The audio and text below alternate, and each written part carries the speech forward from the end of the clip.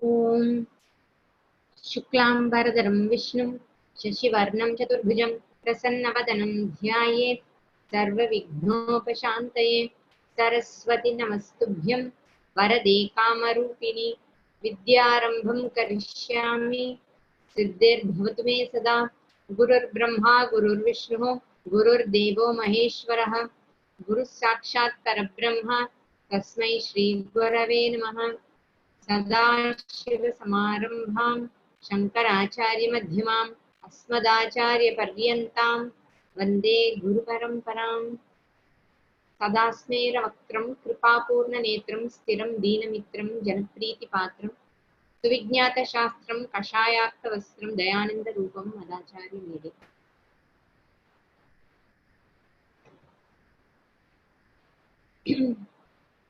And repeat this shloka after me. सुमुखश्चैकदन्तश्च मुखैश्चैष्टदन्तश्च पश्चैकदन्तश्च सुमुखैश्चैकदन्तश्च not sumukai, sumukashchaika सुमुखश्चैक cha ekadanta. When you say it together it is chaikadanta. Okay, sumukashchaikadantashcha सुमुखश्चैकदन्तश्च kapilo gajakarnakah कपिलो गजकर्णकः kapilo gajakarnakah कपिलो गजकर्णकः लंबोदरश्च लम्बोदरश्च लंबोदरश्च लम्बोदरश्च विकटः विकटः लंबोदरश्च. Okay, here we'll say it vikato. Okay,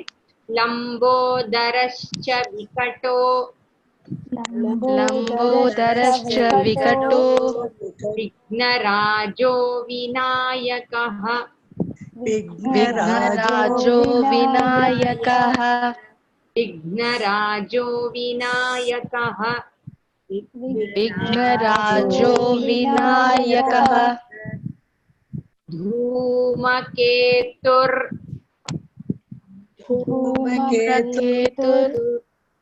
धूमकेतुर् धूमकेतुर् गणाध्यक्षः गणाध्यक्षः गणाध्यक्षः भालचन्द्रो not bala, it's pa pha ba ha. Okay, bhalachandro. Somebody is saying balachandro, it's not bala, bhala, it is a different meaning here. Okay, I will explain the meaning later. Bhalachandro गजाननः वक्रतुण्डशूर्पकर्णो वक्रतुण्डशूर्पकर्णो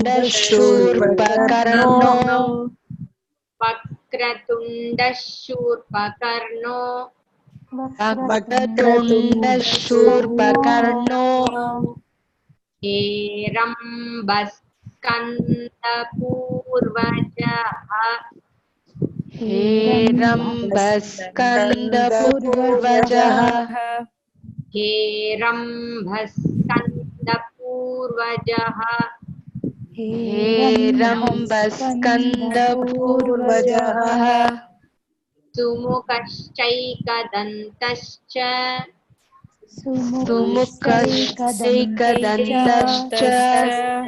कपिलो गजकर्णकः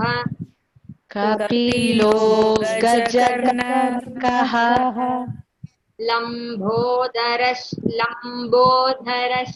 विकटो लम्बोदरश्च विकटो विघ्नराजो विनायकः विघ्नराजो विनायकः धूमकेतुर्गणाध्यक्षः धूमकेतुर्गणाध्यक्षः भालचन्द्रो गजाननः भालचन्द्रो गजाननः वक्रतुण्डशूर्पकर्णो वक्रतुण्डशूर्पकर्णो हेरम्बस्कन्दपूर्वजः हेरम्बस्कन्दपूर्वजः षोडशैतानि नामानि षोडशैतानि नामानि okay, if will come there, yaf patet पठेत् शृणुयादपि शृणुयादपि विद्यारम्भे विवाहे च विद्यारम्भे विवाहे च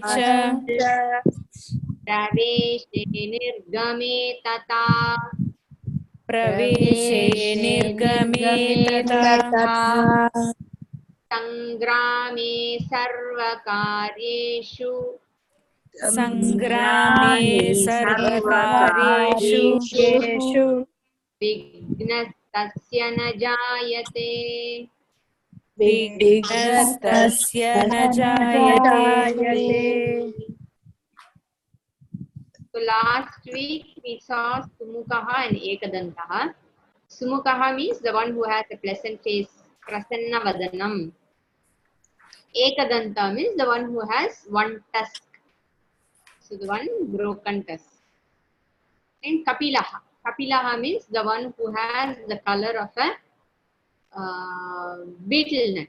One who is of that complexion. You know, like he says Shuklam Vardaram Vishnum Shashi Varnam. He say Vigneshwara is the color of the moon, Shashi Varna. Here he is Kapilaha, Kapila Varna. Kapila means the color of the beetle nut, which is reddish brown or reddish black in color, or honey color. Could be any whichever way you see. It is slightly there is a reddish color. There is a breed of cow called Kapila. Its color is golden yellow. It is still there. Okay, it is called Kasargod cow. Those in Karnataka must be knowing. It's a short variety cow. It will be very short. It gives only 1.5 liter milk per day. Most of the South Indian cow, they give only 1.5 liter milk, 1.5 to 2 liters milk, not more than that. That's why nowadays they have imported this Jersey cow, which is A1 milk. Now there is a big discussion going about A1 and A2 milk, and there is a lot of demand for A2 milk. A2 milk is the Indian breed cow. So this Indian breed cow in South, the Indian breed cows of the South India, they give very less milk. So once the cow's milk became commercial and people wanted to earn money through milk, they gave away these local breed cows. Many of the local breed cows are extinct now. And they have imported these Jersey cows. So even today, when we went for Matu Pongal, most of the cows there are only Jersey cows. Only we in our Gurukulam, we want to protect the local breed cows. So we have these local breed cows. And there are other Indian variety cows in the north, which can give you up to 10 liters to 20 liters per day. But many people do not know about it. So we are going to bring those cows also. And we are going to protect those cows also in South India. It's a big task, but we are going to do that. So this Kapila cow, um, this breed got its name because it was reared by Kapila Maharishi. You must have heard of Kapila Maharishi. He's an avatar of Mahavishnu. So that's why this cow got the name Kapila also, because Kapila Maharishi also is of the same color only. He's also of the same color, and the cow which was reared by him also of the same color. So there's something very special about this cow, Kapila cow, this Kasargod cow. This cow sheds its horn every year, both the horns, okay? It sheds every year. And from this horn, you get Gorochana. You must have heard of Gorochana. When we were children, they used to rub this Gorochana on that stone with little bit of water and give it to us as children, okay? And especially if they are babies, they will give to the babies. So this Gorochana is a stone-like thing, okay? It is also yellowish color or sometimes reddish color. Usually it is found in the abdomen of matured cows. In the abdomen of the matured cows, which means we have to bring a veterinary doctor, and once the cow has its life is over and it is dead, then they will open the abdomen and take this Gorochana. So only in Kapila cows you will find this Gorochana in their horns. This Gorochana has a lot of medical properties, medical qualities, and it is used in Ayurvedic preparation. The color of this stone, this Gorochana, is orangish brown. That is what they say. I don't remember what color it was when my grandmother. So why did I say this? Kapila, this cow. So then why Ganesha is described as being Kapila? There is no particular reason for it, okay? Because he is also described as Shashivarna, color of the moon, and here he is being described as, because even the moon sometimes you see, it is reddish in color. Have you seen that? It will be reddish. It will be very beautiful. Very rarely you will see this color. That color. That is how Vigneshwara is described. Kapilaha. Sumukasya Ekadantasya Kapilaha.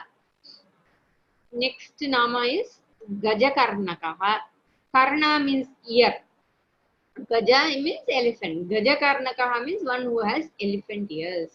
Of course, he has elephant face, so his ears are also elephant ears only.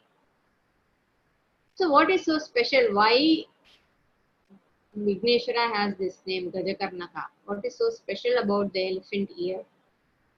See, usually most of the ears of all the beings, they will be cup shaped. It will be like this. Like this. Even we have like this. That is a cup shaped thing there. The shape is different. It is not flat. In other words, nobody has flat ears. All animals, they have a cup shaped ear. But if you look at the elephant ears, it is almost flat, totally flat, like a muram. Muram is, how do you say for muram in English? Winnow, like a muram. Why we have this cup shape? It is to gather the sound and hear. So the cup shape helps the sound to come and then go into our ear and reach the eardrum. But for the elephant, the ears are designed to pick up small sound. And it can hear, its eyes are also sharp and its ear is also sharp. So since it is naturally very sharp, it doesn't require to have a cup-shaped ear. And there are other reasons also for an elephant having large, huge ears. So one of the reasons is that the elephants discharge a liquid from the side of the head. So Madajalam is from Tamil. I do not know what it is called in English. In Tamil it is called Madajalam. You see this liquid oozing from the side of the head. So this Mother Jalam, this liquid, has a fragrance and a sweet fragrance, and the taste is also sweet. Sorry, I'm a bit tired. So this, since it has a sweet fragrance and sweet taste, it attracts bees. So if we read Raghuvamsha, Kalidasa gives detailed description of the elephants used by the ancestors of Rama, how huge they were and what color they were. He will compare it with the tree, the huge trees and the huge elephants, how huge the elephants are, how big the chains are, and how the liquid is oozing, how the whole forest is filled. Because if one elephant can attract so many bees, then imagine the number of elephants an army will have, the king will have. So all these elephants which Raghu and Aja and Dasharatha, all the ancestors of Rama, whoever they had very special elephants, huge elephants. And all the elephants used to have this mother jalam. If they have this mother jalam, it means they are very active and aggressive in the battlefield. And so these elephants need the ears to keep the bees away. They have to keep on fanning their ears, keep the bees away. Kalidasa will always mention about this elephant. If you read Kalidasa, uh, it's called it's very. He will describe it as sweet amrita water, amrita from the forehead, from the side of the forehead. So this amrita says Ganesha also has this elephant head.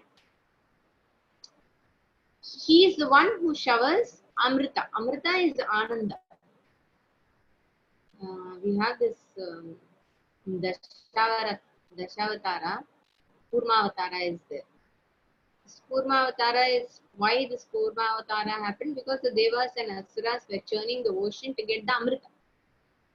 Amrit means that which frees you from Mrita, from death. That which frees you from Mritam, death, is called Amrit. So when you have this Mrita, then you are immortal. Amrita means immortality. Immortality is Ananda. Immortality is what? The knowledge that you are never subject to birth or death. You are never subject to sukha or dukkha. You are never subject to any karma. You are not subject to birth, growth, and all the shadvikaras that come along with the body. So whatever changes is there, the changes are only for the body and not for the atma. So you are Nitya Shuddha Buddha Mukta Atma. You are already that. You don't have to become that. You are already Ananda Swarupa. So knowing that I am already that is real Ananda. I am Ananda Swarupa. That is Amrita. Ganesha is the one who showers that knowledge. What is that knowledge? So the one who removes the ignorance about yourself. So once the ignorance is removed, it is as though I have gained knowledge. So this Anandamrita is showered by Lord Ganesha on his devotees. So that is, since he has this Ananda Amrita with him, the devotees are like the bees who come to him to take this Amrita. And he lovingly plays with them. Like the elephant plays with the bees. The elephant doesn't kill the bees with its ears. It just keeps fanning them. But still they keep coming. The bees still keep coming. It doesn't hurt them. And similarly, the devotees like the bees, they go to Lord Ganesha because he has Ananda Amrita with him. And he playfully fans them. So this is Gajakarnakaha. And also, Ganesha, he has very sharp ears, I told you. So he listens to all your prayers. He doesn't miss any prayer. He need not strain to listen to you. You just speak and he hears. He can listen to every word of what you are saying. He can even understand with what emotion you are saying those words. So the big ears are, from whichever direction you are speaking, he can hear. If you go and stand behind him also, he will hear. He's not like us. Sumukascha Ekadantascha Kapilo Gajakarnakaha Lambodaraha. Udara means stomach. Udara. Sahodara we say, no? We saw in Kanakadhara. Saha Udara means same Udara. That's why we call a brother as or sister as Sahodara, Sahodari. Sahodara means the one who shared the same womb. That means what? We both have the same mother because we came from the same womb. That is Sahodara. If it is a brother, then it is Sahodara, male form, Pullinga. And if it is a female, then it is Sahodari, Strilinga. So what is Lambodara? Lambita or Lambanam means hanging. In Shivatandava Stotram, Jatatevi Galajjala Pravahapavitastale Galevalam Byalambitam Bhujangatunga Malikam. So, Gale Avalambya Lambitam means hanging. What is hanging? Bhujanga. The snake is hanging from Shiva's neck. How is it hanging? Avalambya. It is holding on to Shiva's neck. Shiva's neck is a support. So using Shiva's neck as a support, it is hanging there. The Bhujanga is hanging like a mala. So here the same meaning, hanging meaning. Udara is hanging. Lambita udaraha. The one whose stomach is hanging. If you have noticed the Ganesha Vigrahas, none of the Vigraha will have a flat stomach. And none of the Vigraha will have a small stomach. It will be huge and it will be hanging down. That is how it should be. Lambita udara is the correct one. You can't see his leg, you know. If his leg is folded, you can't see most of his legs. You can't see his feet also. The stomach will be covering a portion of the feet. So that is how his stomach is. Lamba udara means who is hanging, who has a hanging belly. Even a little child, you know, we call Ganesha as Pillaya. Pillai means child. So when a child has a big tummy, you know, it looks chubby and plumpy. Everybody loves that child. The child with full round cheeks and full round tummy is always the center of attraction. Everybody pets the child. Everybody goes, everybody will be doing, and they will be massaging, you know. They'll pulling the cheeks, they'll press the stomach, they'll do all the chesta with the child. Koluk child, they will say. So child is soft to hold, feels good to hold, looks very adorable. Dundi and Toppaima இருக்கிற குழந்தைன்னு சொல்லுவாங்க in Tamil. Dundi and Toppai. Dundi is that which hangs, called Dundi. This is why we call him as Lambodara, because he is a child, one who is adorable, one who is very sweet, and you really want to keep on looking at him. He's very pleasant. He has a pleasant face, and also his body is also, his rupa is also such that you feel very attracted towards him. Sumukashekatantasya kapilo gajakarnakaha.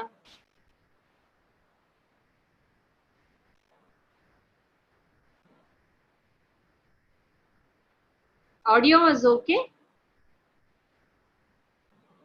Yes, Ji. Became feeble for me. இல்ல ரொம்ப கட்டாய் வருது. Not okay for me. Yeah, Kattai suddenly I got a வருது. message saying that my internet is not stable. Were you able to hear? Were you able to hear what I said? Was it clear, or should I repeat the last few sentences? இல்ல It was clear. விட்டு வருது. Oh, It was clear, but the audio was low. That's all for me. Audio தான். Audio விட்டு வருது. இதுவும் face மறைஞ்சு மறைஞ்சு வருது. It was clear. Yeah. Video Okay, what I'll வீடியோவும் do is போயிட்டு I'll cut my video for some time. Then maybe the audio also will be clear. Cut ஆயிட்டே இருக்கு பேச்சு. Okay.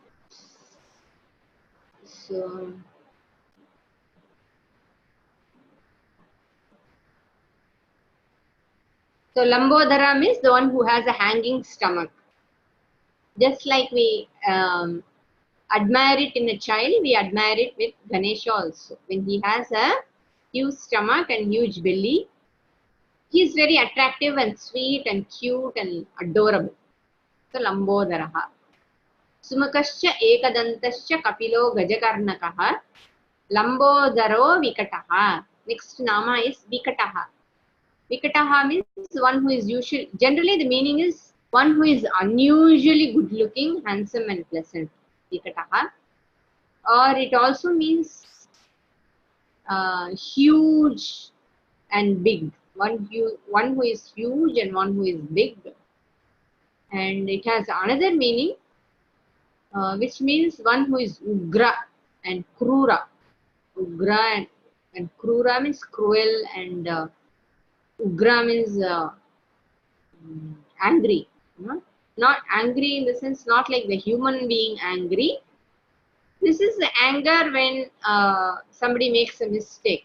He looks ugra when he is the karma paladata, especially when he is giving us the result of our papa karma, especially when he is giving the result of our adharmic activities. He looks ugra. Every child hates its mother, when the mother is correcting the child or punishing the child. It will say, I hate you. You are cruel. I don't like you. I want some other mother. All this will come. Because when we are being corrected or being punished, any correction appears to be punishment. Or when you pay for the consequences of your action, if it is pleasant, then everything is nice. If it is unpleasant, then nobody likes it. So we blame the person who is giving us the result of the action. So Vikataha also means ugra and krura. Vikata also means one who is playful. So here the meaning is playful. We take the here actually all the meanings apply to Lord Vigneshwara, but specifically here, in order to say that he is playful, the nama Vikataha is used. Vigneshwara seems to be krura and ugra when he gives the result of our karma pala. So, but then he has hasyam also. Vikataha means hasyam, that is humor and playfulness. But his playfulness is not a silly joke, a silly or meaningless, stupid playfulness. It is always for the good of the Jagat. Hitakara Vikataha, the one who does hitam. His Vikata, his playfulness will end giving us the whatever is hitam for the individual and also for the whole Jagat. So there is a very interesting, many stories are there, but I'll tell you just one story. There was a river Ponni in Tamil Nadu. Once upon a time, Ponni, a river was there. This river was very disrespectful to sage Agastya. Once, she was very proud of her strength. This river, because river is very powerful, no? Any river is powerful when it is in full flow. It has very strong currents and it can do anything. It can produce and it can be creative and it can be destructive also. So this Ponni was very proud of her strength, about how she flows and how if she wishes she can wash away everything on her way. And she also felt that all those people in this world are under her mercy, and without her nothing is possible for the human beings. So like this, she was very proud. She was relishing how people are dependent on her for her survival. So one day Sage Agastya happened to come that way, and she saw Sage Agastya passing by. Instead of paying her respect to the rishi, she made fun of his appearance because Agastya has a very short, stout body. He's very short and he's stout also, almost like Ganesha. Okay, so he had a appearance which was very funny, and sage Agastya did notice her behavior, but he was not angry or upset about it. He was very polite, and he said he politely wanted to teach her some manners, how to behave towards elders and learned people. But Punni was too arrogant. She started praising herself. She started boasting about her strength to give life and take life, and how even the rishis are dependent on her for all the rituals. And without her, even rishis cannot survive and they cannot do any uh, Vedic rituals. Like this, she was very proud of herself. And like this, she will be having a argument with or a discussion, whichever way she was arguing, but Agastya was not arguing. And in the process, she will suddenly challenge Agastya to prove that he is strong. Because she felt that she is very strong, she thought Agastya, looking at his form, she thought he is some small guy. And she will challenge and she will say, "Can you prove how strong you are? You can't do anything to me." Then Sage Agastya this time was really upset. What he did, he took his kamandalu. Kamandalu, you know, kamandalu, no? The rishis will always carry one vessel in their hand. So he will contain her in his kamandalu. And what happened? The whole place became dry. The river stopped flowing completely and there was not a drop of water. All throughout, wherever the river used to flow, the whole place around that area became dry. Not immediately, of course, after some time. After he took her in a kamandalu, he didn't release her for a long time. So many years passed. So there was no water and the other rivers were shocked at what happened. And they will go and appeal to sage Narada to help. Then Narada Maharishi prays to Lord Ganesha. Then Lord Ganesha comes in the form of a crow. When Agastya was sitting in meditation, the kamandalu next to him, and the crow will come and topple the kamandalu, and the water will start flowing once again. So Agastya was very angry. He chases the crow, and the crow also keeps flying away from him, and suddenly it will transform into a young boy. But Agastya continues to chase. He was so furious, he didn't even, and he's also wondering how come the crow became a boy. But still he's so angry. He's running after the boy also. And while running all the way, he was holding a fist in his hand. You know, he was clenching his fist. He was wanting to knock on the head of this boy.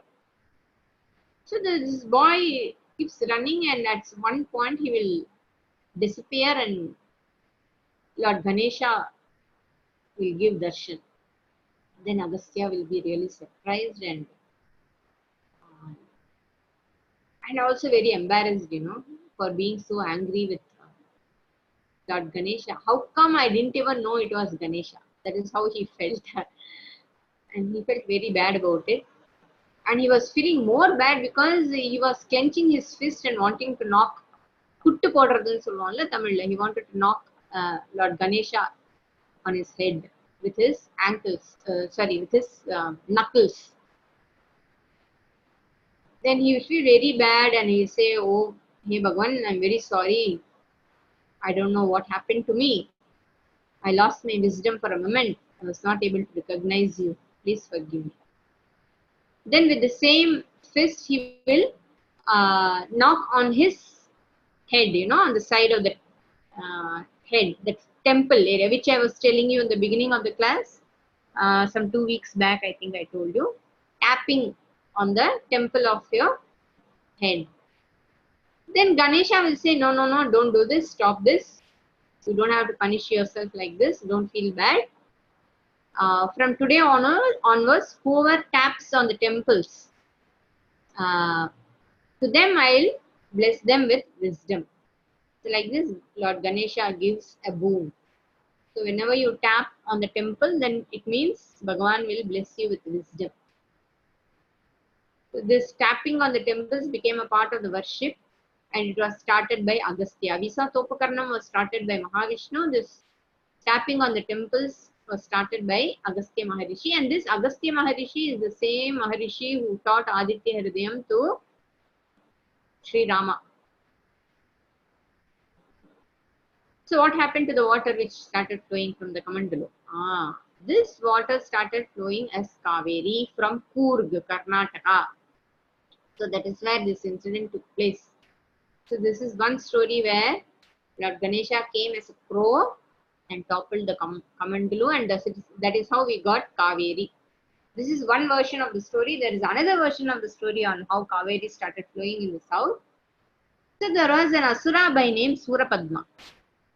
Sura Samhara, you must have heard, where Lord Muruga fights with Surapadma and kills the Sura. He prayed to Lord Brahma, who this Asura, Surapadma, he prayed to Lord Brahma and he got a boon. What was the boon he got? That no one except Shiva's offspring, Shiva's child, that too born without Shiva's union with a female in any nature. So nobody can kill me except this Shiva's son. Okay, this was the boon he got from Lord Brahma. And as you know, Brahma is very generous. You do tapas, you ask whatever you want, he will give you straight away. So why did Surapadma ask such a boon? There is a reason. Shiva had lost Sati Devi, Daksha's daughter Sati. She gave up her life because Daksha insulted Lord Shiva. She was so upset, and Daksha not only insulted Shiva, he also insulted his daughter. That is Sati. So she will give up her life and she will say, I don't want a father like this. I want to be born to a father who will love me and respect me. I want only such a father. Then she will be born as the daughter of Himavan. And as the daughter of Himavan, she will, that is Parvata, daughter of the mountain lord, Parvata. Hence she is called Parvata, Parvati, Parvata Putri, Parvati. And she will do tapas to marry Lord Shiva. So meanwhile, what happened when Sati gave up her life? Shiva was roaming around as an Unmatta. Unmatta means like a madman. He had no interest in anything. And the Asura noticed that Shiva is like this and he's never going to marry and he will never have a child. So he made a condition because if he asked Brahma to give immortality, Brahma will straight away refuse. So he made few conditions to make sure that nobody can kill him. So he will ask a boon. He was very confident that Shiva would never marry and hence will have no offspring. So he said only Shiva's offspring can kill me. And that too, the child should not be born, should be born in the natural process. You know, it should be an unusual birth. So which he thought would never happen. This Suryapadma had immense power now, so no one can defeat him or kill him. So the first casualty will be always Indraloka because it has all sorts of pleasure. You know, Indraloka has all sorts of pleasure. It is very beautiful also. So once Indra came to know about Suryapadma, he will leave Indraloka and he will run away out of fear. So he ran away and he reached Sirgari in the southern Tamil Nadu. And he made a beautiful Nandavanam, you know, a garden. And he'll make a Shivalinga and he will start worshipping Lord Shiva from the flowers which he got from his Nandavanam. So he will be doing tapas because he wanted Shiva to kill this Surapadma somehow. Meanwhile, because only Shiva can rescue, because he had made a condition that Lord Shiva's, only an offspring of Lord Shiva can kill him, he has made a condition. So Indra is naturally praying to Lord Shiva. Meanwhile, Varna Bhagavan also in fear of Surapadma, he also left Indraloka. Not only he left Indraloka, Indra also abandoned all the devatas, and he was in tapas. So Varna Bhagavan, out of fear of Lord of this Asura, he did not shower rains. So there was no rain at all. So with no rain, no water, Indra's garden, all the plants in Indra's garden started withering. In fact, the whole land suffered from lack of water. Meanwhile, sage Narada told Indra about a flashback of Agastya. What is the flashback of Agastya? I told you, Parvati was doing tapas to marry Lord Shiva. Finally, the wedding was going to happen in Kailasha. So Agastya goes to witness the wedding. Meanwhile, all the devas, Yaksha, Kinnara, Gandharva, everybody, they all assembled in Kailasha to witness the marriage. So there was an imbalance on earth because it was too heavy on one side. So Lord Shiva will ask Agastya to go to the south and make a balance. So everybody was wondering how this, everybody was wondering how this short, stout fellow can really bring about a balance on earth. So Lord Shiva assures everyone that no, Agastya is a great rishi. If he goes, then everything will be fine.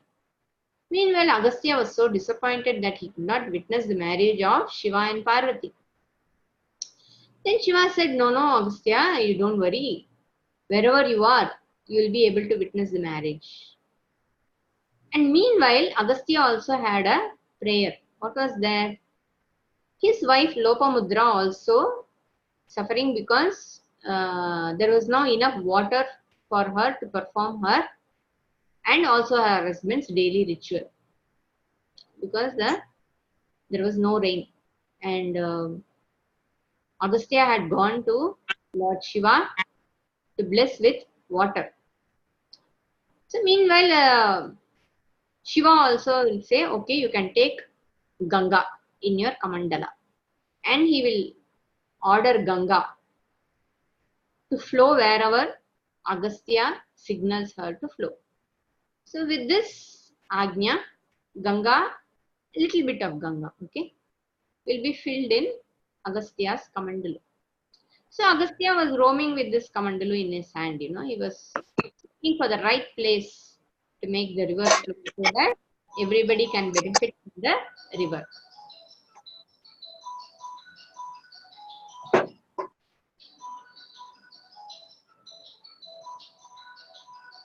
So like this, when Indra also did not have water, then Narada will will tell Indra of the flashback of Agastya. He will say, hey, Agastya is having water in the Kamandalam. He has Ganga in this water, Kamandala. So you have to get that water. If you get that water, then the whole place will become fertile once again and there will be water for everyone. Then Indra prayed to Lord Ganesha for his help. So Ganesha took the form of a crow and sat on Agastya's Kamandala. When the crow sat on Agastya's Kamandala, Agastya lifted his hand towards some direction, He said, shoo. Then Ganga and when he was shooing the crow, at the right time, the crow also will push the Kamandala. Okay, everything is happening simultaneously. You have to visualize this. The crow is sitting on the Kamandala. Agastya notices the crow and he says, shoo. When he says, shoo, and to shoo away the crow, you will also move your hand, right?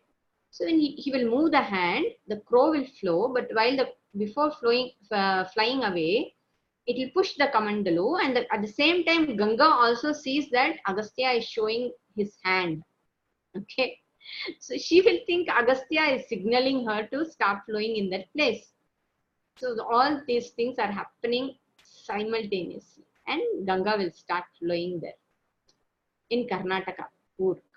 Okay, so but her name is Kaveri.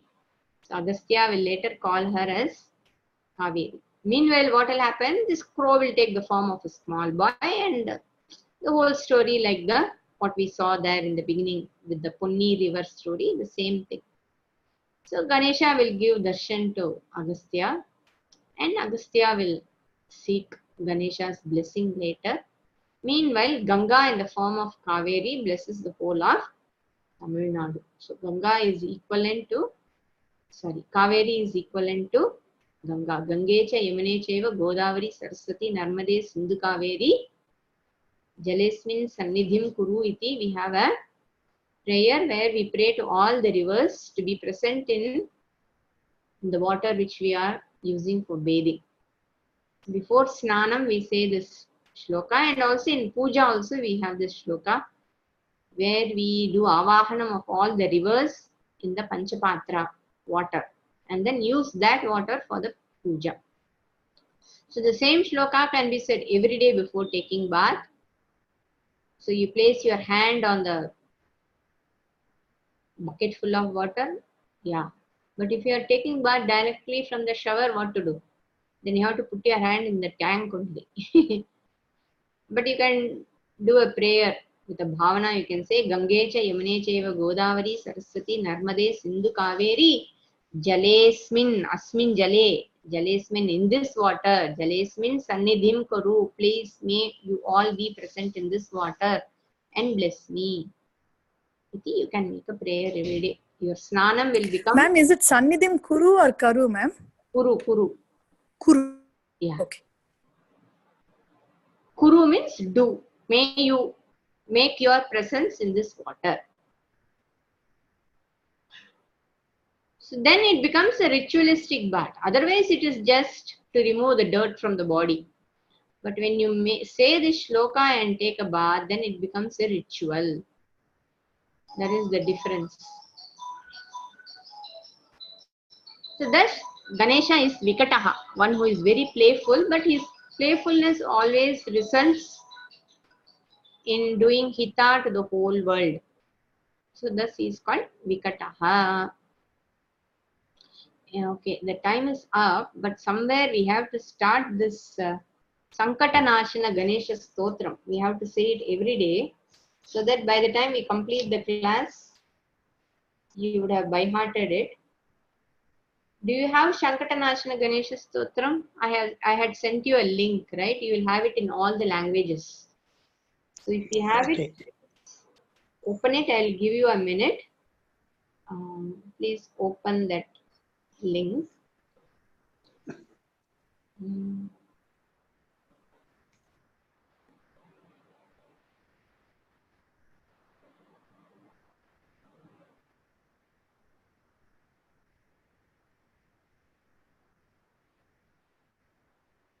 I am also sharing that Sankata Naashana Ganesha Stotra. Are you able to see on your screen? Yes, ma'am. Yes, ma'am. Yes, ma'am. It's in Sanskritam. I don't have it in English. Those who know Hindi can follow it. Others can open that link.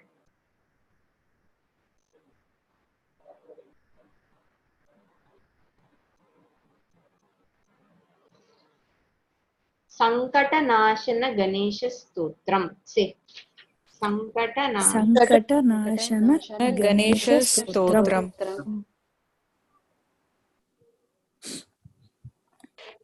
Everybody ready with the page? Shall I start? Yes, ma'am. Yes, ma'am. Sankata, okay? Not Sangada, it is Sankata. Sankata Naashana Ganesha Stotram. Narada Uvacha Narada Uvacha Pranamya Pranamya Shirasa Devam Shirasa Devam Gauri Putram Gauri Putram Nayakam Vinayakam Tavasam Bhaktavasam Smare Nityam स्मरे नित्यं नित्यम् आयुकामार्थ आयुः आयुकामार्थ So after ayu there is a visarga, okay, 2 dots. So in that place you put a h, English h, okay. Ayukamartha. आयुः कामार्थ कामार्थ Okay, once again I will say. Please, if you have any noise in the background, you can mute it. Ayuh kamartha. You are able to hear now, right? आयुः कामार्थ Correct. Ayuh kamartha siddhaye. कामार्थ सिद्धये Similarly, in smaren nityam, there is two, in and na. It is smaren nityam. Okay? Smaren nityam. And after nityam, the ma will break into im plus a. Bhakta vasam smaren nityam. Ayuh kamartha siddhaye. भक्तावासं स्मरे नित्यम् आयुकामार्थ सिद्धये Yes. Pranamya shirasa devam.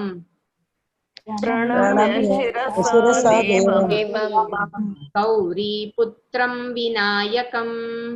गौरीपुत्रं विनायकम् Bhaktavasam smaren nityam. भक्तवासं स्मरे नित्यम् नित्यम् Ayuh kamartha siddhaye. आयुकामार्थे Prathamam vakratundam cha. प्रथमं वक्रतुण्डं च So it is vakratundam cha, but when you say it together, it will be vakratundan cha, in cha. Okay? Prathamam vakratundam cha. प्रथमं वक्रतुण्डं च Ekadantam dvitiyakam. एकदन्तं द्वितीयकम् Tritiyam. Somebody has a, somebody is in the kitchen. I can hear the background. Please, can you mute it? Please mute. If you are working and listening, please mute. If you are in front of the computer attending the class, it's different. But if you are working, please mute it.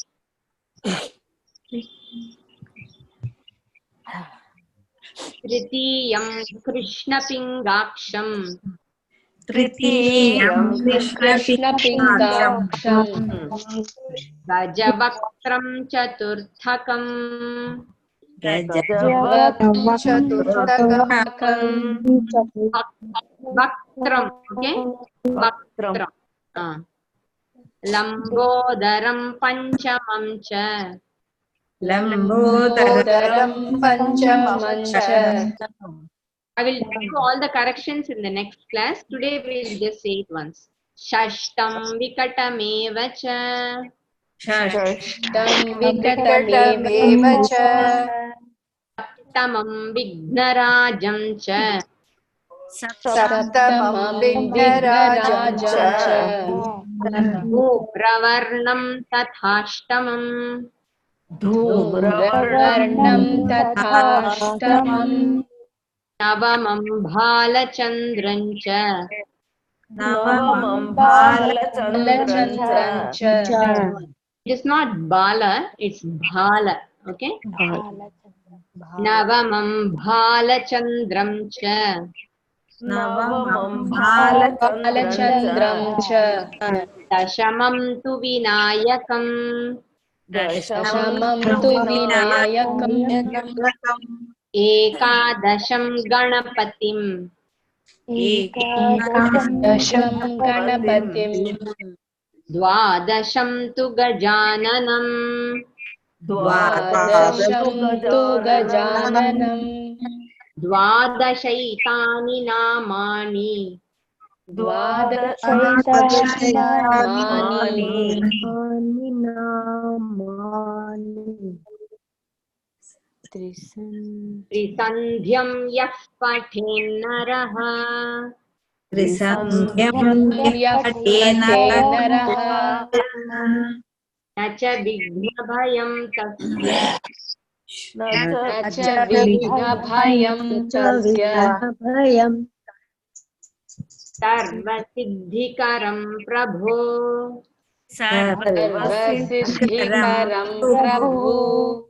Okay, in the book, in the page which I shared, it says Sarva Siddhikaraha. So it's not Karaha, it's Karam. Siddhikaram Prabho. Okay? The print mistake there. Sarva Siddhikaram Prabho. I am able to hear my own voice. Somebody is not using headphone or whatever. Okay. I have kept it in speaker. Oh yeah, that's why I can hear my voice coming back. No, my kids were also listening to the chanting, so I just wanted them to hear.